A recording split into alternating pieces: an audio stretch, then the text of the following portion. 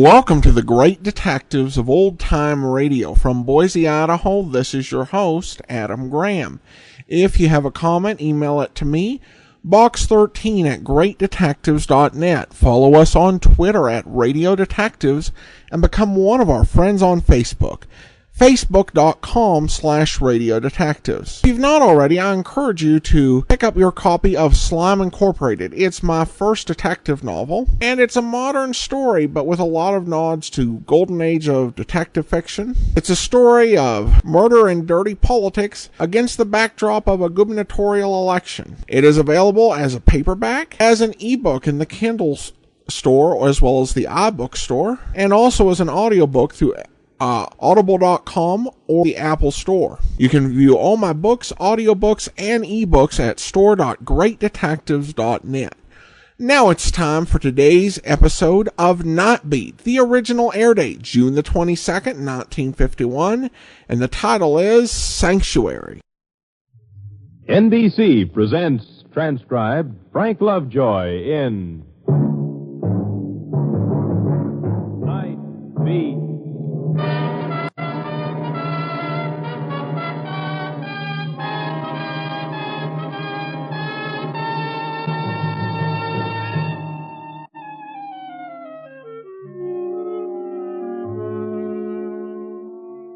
Hi, this is Randy Stone. I cover the night beat for the Chicago Star. You never know when there's magic in a story. I mean the magic that takes a routine yarn and suddenly electrifies the whole country, giving the good people an emotional bath. You take the story of Jody Levering, age 5, going on 6. At noon Sunday, the lost boy report came in, just one of 40 or 50 on a normal day. But the boy hadn't been found by 8 o'clock that night. And then the story broke on the other side of town, down among the lower bistro set in Lost Man's Canyon, where an ancient church with its tall spire benignly spreads its protection over a neighborhood that consists of missions, pawn shops, buy your shoes with the shirt off your back second-hand stores, 5 and 10 muscatel shops, and honky-tonks.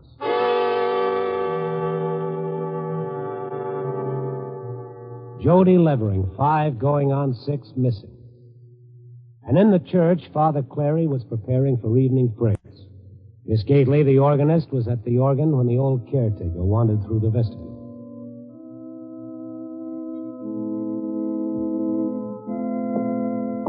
Time to ring the bell, Father? Certainly, John. Good. Here we go. My gosh. Father? Yes, John, what is it? There's something wrong up in the tower. The bell doesn't... Oh, let me try. Well, first time I've ever had trouble with it. Guess I better go up. You be careful. Those wooden steps. Haven't been up for a long time, have I? I'll get the bell fixed.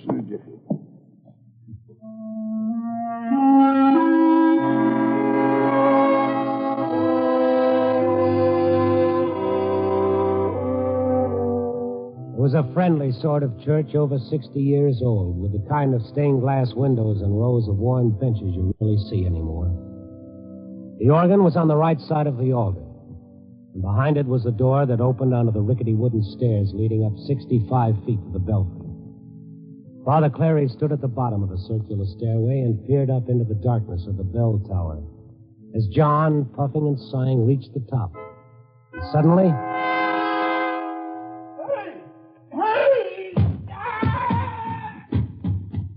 John! John!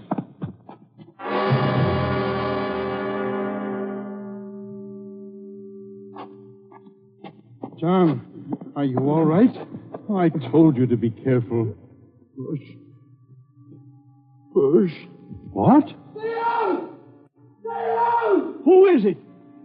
Who's up there? Hey, what are you here?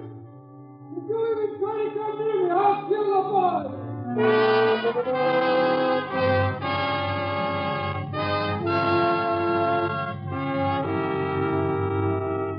That's the way it broke. Jody Levering, 5 going on 6, no longer missing. Now found in the bell tower of the Church of St. Francis. But how do you get him down? A man up there with him who didn't think twice about pushing an old man down a 65-foot stairway. The extras hit the street inside of 7 minutes. Child hostage in church tower. That was the magic.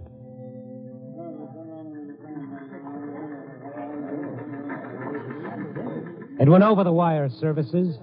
Inside of 12 minutes, it had spread from the Atlantic to the Pacific, from Mexico to Canada. And before the extras had hit the street, the people of the night had drifted out of the bars, the muscatel shops, the tattoo emporiums, and dark doorways. And they'd congregated on the sidewalks and flowed over into the street, their necks craned upward, up to the belfry of the old church. The police threw a cordon around the church, and the fire department was there with ladders and nets, equipment for catching a falling body. I know who the man is, Randy? No, not yet. And what did he come here for? It'll be interesting to find out. Sterling! Lieutenant Sterling! Hey, yeah, what is it, Stone? Anything I can do? Yeah, keep out of the way. Who is it up there? How do I know? Look, don't get underfoot. This is tough. Get that mic around the front, Sergeant. I want the loudspeaker set over here. He can't last up there. No, neither can the boy. Yeah, it's just a question of hanging around until something happens. Cut and dry. They'll toss in some tear gas and it'll be all over. If you were up there, what would you use to protect yourself? The boy. Yeah, the boy. But the guy's a sucker. He can't get away with it. Well, sure he can't, but what about the boy? Police can't do anything if it'll hurt that kid. That killer's got more protection up there than an armory you'd give him. This is the police. Hello up there. You have no way out. You might as well come down peacefully. Give up the child. You're entirely surrounded. There's no way out for you. Look! Look! There he is! He's alive! Don't grab it! He was holding the boy out of the tiny window up at the top of the tower. And suddenly, no one was breathing. No one in that whole crowd all around me. The child dangling in space 65 feet from the ground. But if you come near me, I'll drop you! If you do anything at all! He pulled the boy back into the tower. Everybody began to breathe again, a little shocked, a little thrilled, too. What a picture that would make, huh, Stone? You know where I can get some binoculars, Harry? Huh? Binoculars? Yeah, I might be able to see into the window of that tower from the top of that building down the street. Hey, that's right. He is about the same height. It'd help if we knew what he was doing. Binoculars. Yeah, Beckett, turf column. Can you reach him? I'll give him a buzz. Good. If you'll come down, it'll save us all a lot of time and trouble. Do you hear me up there? Keep the mark alive. Won't do any good now. Maybe later. Connors. Yes, sir. Get those searchlights on. Yes, sir. Light 'em. Hey, Lieutenant, if we could get a tear gas bomb in that window, I got a pretty good throwing arm. Even if you were Grover Cleveland Alexander, what have you missed?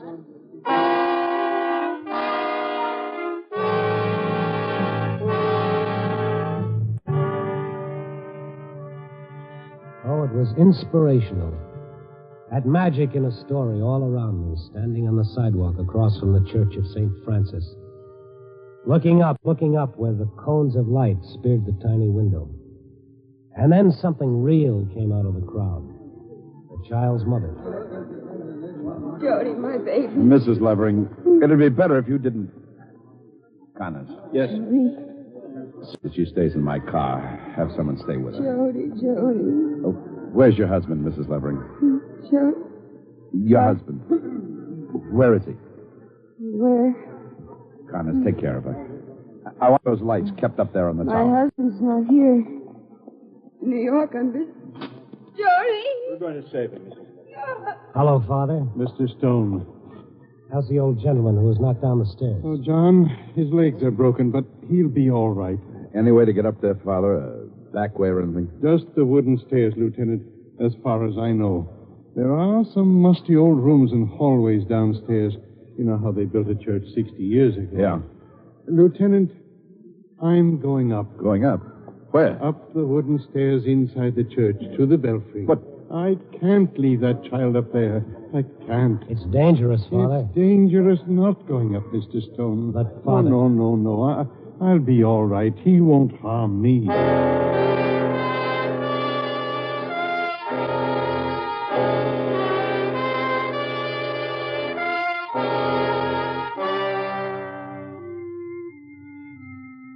Father Clary went back inside the church, and I followed him. He went down the long aisle, past the organ, and through the door. I stood and watched him start up the rickety stairs. He wouldn't let me go with him. He wouldn't let me talk him out of it. A short and stocky man, puffing a little, past 60, holding onto the flimsy railing as he went up and up the circular stairs. What do you do? What kind of logic do you use? Surround the church, get the fire department nets out, try to think of everything the maniac up there could think of, but no way to prevent Jody Levering's death. Sure, you could get him, but how long would it take to throw a 40-pound child out of a stone window? In which direction would he throw it? How far out? You play games with a child's life? I said don't come up here! I'll kill him! Father Clary's footsteps stopped, and he began talking. I couldn't hear the words. I knew what they were, but I couldn't hear them. I'll kill him! I'll kill him! I'll kill him!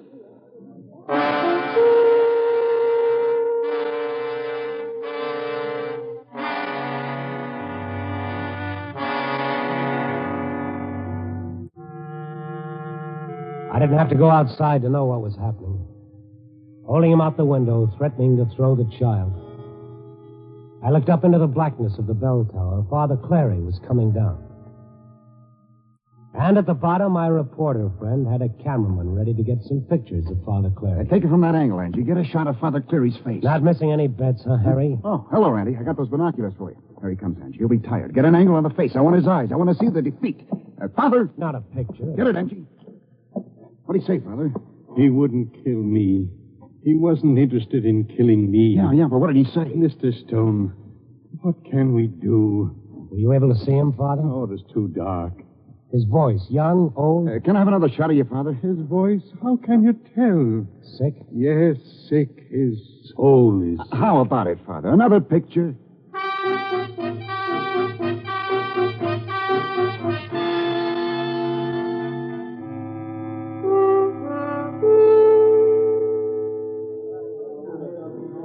Outside the church in the street, the crowd kept growing, pushed back by the police.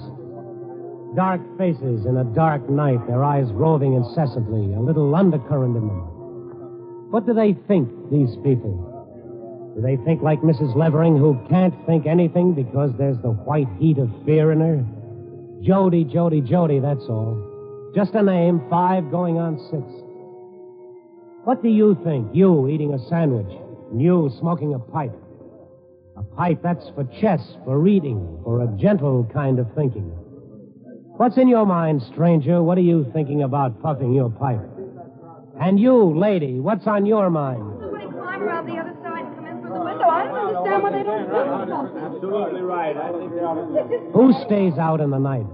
Who stays out and crowds the street and spills out into the gutter, rubbernecks to be in on the kill? It was easy to spot the people from the other side of town, the ones who didn't belong around this 2-bit burlesque free soup kitchen district.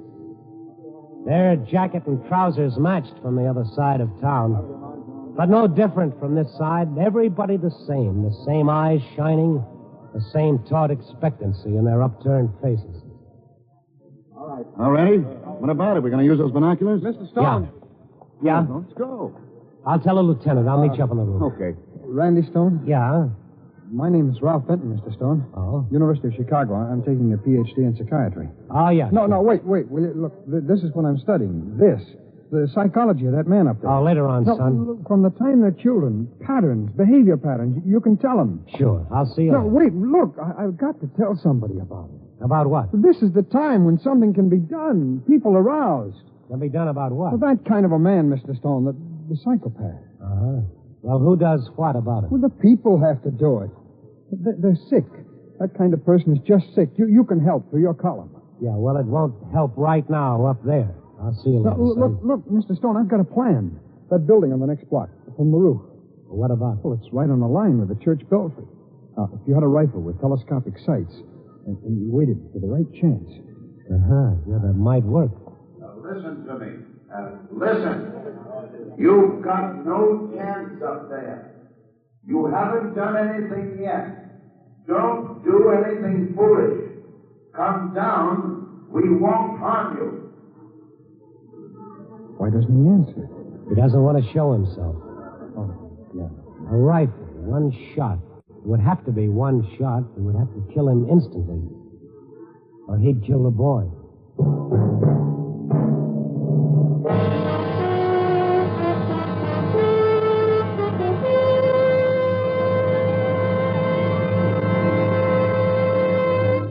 NBC is bringing you Night Beat, starring Frank Lovejoy as Randy Stone. It's the Silver Jubilee on NBC.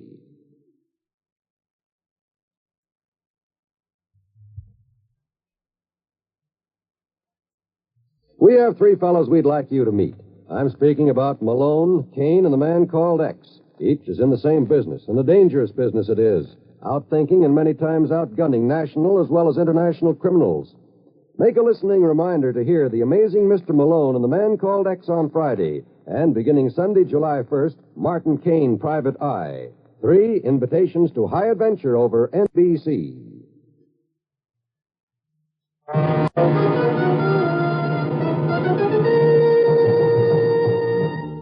And now back to Night Beat and Randy Stone. I told Lieutenant Sterling about the rifle and the binoculars, and he thought it might be a chance. Risky, because the first shot would have to be the only shot, but a chance. I went to a cigar store on the corner, into a phone booth, and dialed the Southside Hunting Club. I wanted Charlie Peterson, the national champion rifle marksman, and I was lucky. He was there in the club room. I told him what I wanted. Of course, Randy. I'll have to pick up my gun at the club downstairs in the shop. I left it for a minor adjustment on the sights. I'll meet you on the roof in 15 minutes.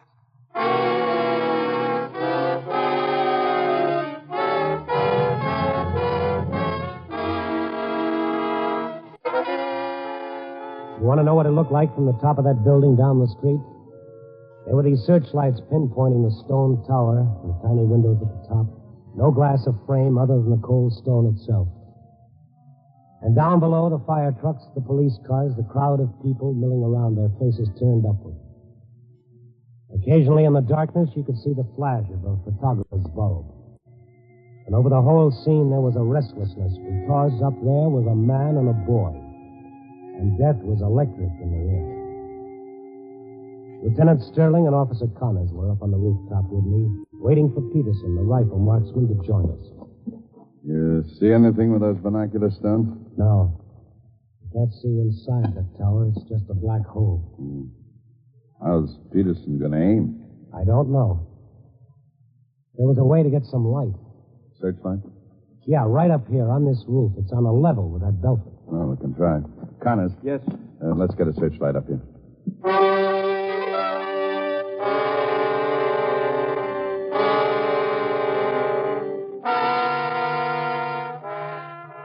It wasn't as simple as it sounded. The firemen worked with the police in rigging up a block and tackle. They put it on the far side of the roof so that the man in the tower couldn't see what was going on if he happened to look our way. In the middle of the preparations, Charlie Peterson arrived, and we had to explain everything to him. There was quite a lot of explaining. Sure, I understand. You're going to flash that searchlight on the tower window, and when he sticks his head out, I shoot. That's right. You shoot once. About 200 yards. Wish I'd been able to check these sights. Wind drift past 7 miles set it off about 2 inches at 200 yards. Can't be a near miss, Peterson. If you only wound him, it'll be the end of the child. 200 yards. When are you going to set up that light? It's being set up now. When you spot that window, I'll be able to get a good bead. We can't spot it, Peterson. Huh? The minute we throw the spotlight in that window and light up the tower, he'll probably react. Take it out on the kid. So we've got to wait until you're ready. When we snap on the light, you've got to be set to fire immediately. You can't even afford to miss the window with the light the first time. Oh, I see. You understand it now? The rifle was in the shop. It's supposed to be true now. It was a 2-inch drift, but even a half inch. Even a half inch. How big is the heart? 2.5, 3 inches. 100 yards. Maybe I'd better use the kneeling position. Steady. Whatever's most comfortable. Prone's the best, but... I know you can't lie down the wall. This is an awful responsibility, Lieutenant. If someone were on the PA and got to talking to him, maybe he'd show at the window. Connors, get down there and make with a loudspeaker, huh? Yes, sir. Just one shot. Could be a bullseye and still not kill him. Can you see anything over there with the glasses, Stone? No. How about it, Sterling? We almost ready? Almost. All right, Peterson? All right. Stone. Yeah. This is the only way that there's no other way, nothing else to do? Nothing that we know of. Sure, it's a gamble, but it's a bigger gamble just waiting for him to do something. Sure. It's no disgrace to back out, Peterson. Games? I only played games with a rifle. Well, this isn't a game. I could fix it at the shop. Even a half-inch miss. I could still hit the bullseye and not kill him. It isn't a disgrace. You up there? That's Connors. Ready, Mr. Peterson? Release the boy. Yeah. I'll give you a 3 count. When I get to 3, you switch on the light, Sterling. Right. If the boy is You'll do it, Peterson. I'll have my glasses ready. Okay, Sterling? Go ahead. You up there? I'm ready. 1, This is the break. 2, 3. Release the boy. Lights! Shoot, man, shoot. I can't see. Hold it. The window, it's boarded up. He put a board in the window. I don't think I could have pressed the trigger. I don't think I could have.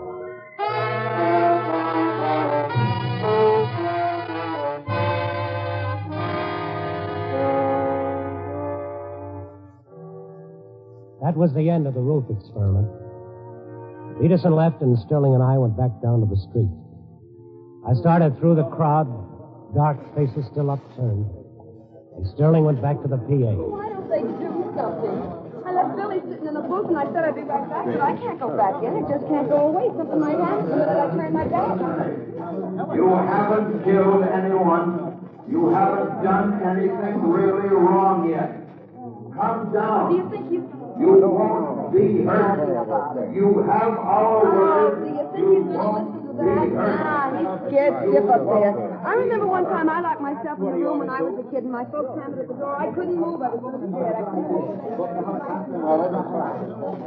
Hello, Mr. Stone. Oh. Mr. Stone, do you remember the Hirons case? Well, they follow a pattern. This man broke into a house. He was caught. And to prevent himself being found out, he killed. Yeah, I remember. You were kind of young when it happened. 15, but I'm studying it now in class. This man loves it up there. All the fear in him, the hate for the world. He'll show him. He'll show him. What did you say your name is? Benton, Ralph Benton. I've got some theories. Okay. Maybe they're theories. What are they? He doesn't want to kill. He'll only do it if he's forced to. You've got to understand the ego. He feels as though the whole world's against him. He's got to prove himself. It starts out with bragging, and then he feels sorry for himself. Nobody loves him. From infancy on, you can trace the pattern. When he's 7, 8, 10, 12, building all the time, going from stealing something because he's putting something over on the world. Not because he wants what he steals. You sound like a textbook. Well, I tell you, Mr. Stone, I've studied. I'm majoring in it. When you understand the psychology of that kind of man, you can find a way to overcome him. All right. What's your idea? Everybody leave him alone. Leave him alone? Yes. Simple, isn't it? You see, if everybody goes away, the limelight will disappear. He hears that voice on the loudspeaker, and it swells his ego. That's what he wants. He's saying to himself, it's me. It's me. All this fuss and bother. It's for me. So take away this fuss and bother, and you think he won't harm the boy? Yes, that's right. He's sick up there. Don't you see? Sick in his mind. Insane. But the law doesn't say he's insane. The law says a person is insane when he can't tell right from wrong. But this man knows the difference between right and wrong, so the law says he's sane. All right, then what is it? Well, I say he's insane. He can tell right from wrong, but he can't control himself. He can't keep himself from doing wrong. Isn't that being sick, Mr. Stone? But why would this man take a young boy along with him? Well, maybe the boy saw him. You mean he saw him stealing? Yes, that's right. Then what? Maybe he lived around that neighborhood, and the man would be exposed as a thief. So what does he do? He wants to protect himself. He doesn't want to kill the boy, but he doesn't want the boy to tell who broke into the house. So, well, what can he do? Well, let's push through here. I want to speak to Father Cleary. Don't you see? Don't you understand? He doesn't want to kill the boy, but all these people are forcing him into it. It's a challenge to his ego. They'll sit up then and take notice. So, look, why don't we leave him alone? Go away. Just everybody go away and take the center of attraction away from him. And then... He doesn't want to kill? No. Sure of that? Sure. There we are. Let's go inside.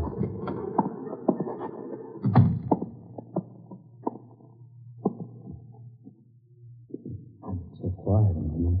Yeah. Hello, Father. Is there anything new, Randy? Maybe. Let's go over there, Ralph. Another element of the psychopath, Ralph, is that he likes to flirt with danger. Unless people know him as an individual, he doesn't get any pleasure out of being the center of attraction. Right here. First, you tell me a rifle shot is a good way to stop him.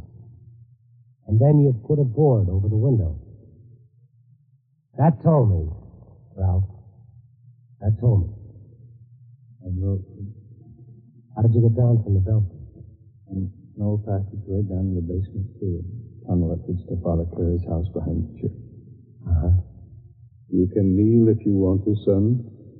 It'll be easier that way. Yes, Father. I want to kneel. It's all right now, Randy. Thank you, Father. I'm going upstairs and get Jody Lemery.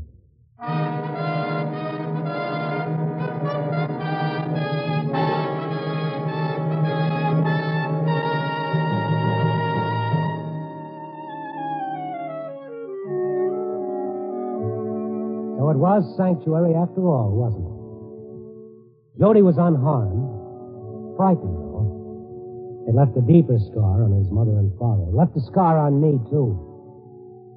I wonder how many of those people out there on the street felt cheated. Nothing happened. Nothing. No murder. No killing. Nobody thrown out of the tower. All it was that somebody came to church for sanctuary. Yep. Copy, boy.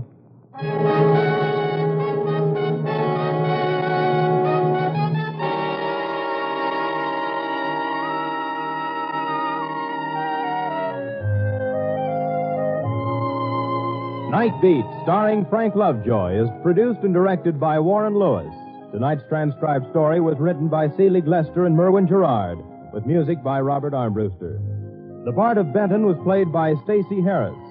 Others in tonight's cast were Joan Banks, Norman Field, John Stevenson, Harry Bartell, Jack Crucian, and Ted DeCorsia. Frank Lovejoy can currently be seen co-starring with Joan Crawford and Robert Young in Warner Brothers' Goodbye, My Fancy.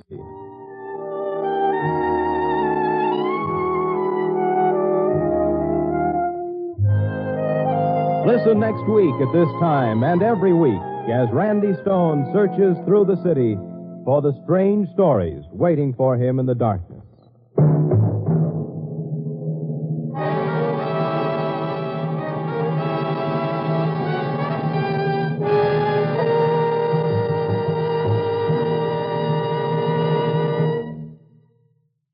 Night Beat came to you from Hollywood. It's the Silver Jubilee on NBC. Beginning in 2 weeks, another top mystery show, Martin Caine, Private Eye, joins your NBC lineup. And here is the star of this new series, one of your favorite motion picture actors, Lloyd Nolan. Thank you. Yes, ladies and gentlemen, on Sunday, July 1st, I'll be on hand as Martin Kane, Private Eye, my new role on this same station. Listen to Lloyd Nolan as Martin Kane, Private Eye, on this same NBC station every Sunday beginning July 1st. This is Andrea J. Graham, author of the Web Surfer series, Oh, and a Madam's Wife. You're listening to the Great Detectives of Old Time Radio.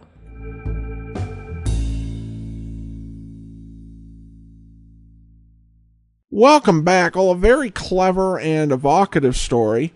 I did get a little bit confused about them calling the shooting club to be the sniper. Now, of course, this wasn't a modern situation where large police forces do have people who can act as snipers. But this was right after World War II, where it seems like there would probably have been quite a few people with that talent who would have been available, and certainly who would have been less nervous about it than the person that Randy chose. But then again, the fact that Randy had to suggest the plan suggests that maybe the police hadn't thought this scenario through. At any rate, good solid story. Again, great narration by Frank Lovejoy, and a good ending. Alright, well, join us back here tomorrow for Follow That Man, and then next Tuesday, listen for The Judge, and join us again back here next Monday for another episode of Nightbeat. In the meantime, send your comments to box13@greatdetectives.net. Follow us on Twitter @RadioDetectives, and become